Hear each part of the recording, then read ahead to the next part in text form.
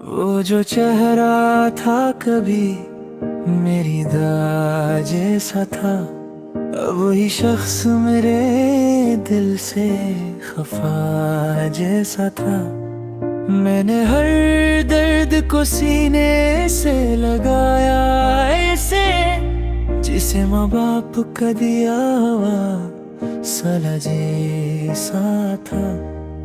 तेरी बातों में अजब सच की महक होती थी, तेरा लज भी कभी वादे सवाजी सा था। हमने माना कि जमाना भी बदल जाता है, पर तेरा वादा तो मजबूत कला जैसा था। हाँ,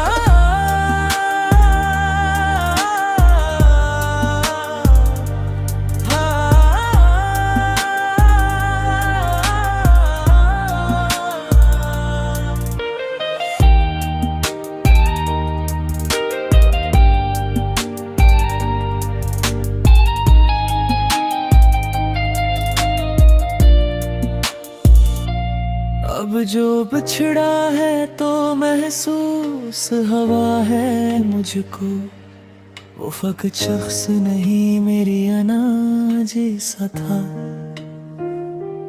दिल ने हर जख्म को हंस कर ही सहा है, लेकिन कुछ तो आंसू था जो आंखों में रखा जैसा था।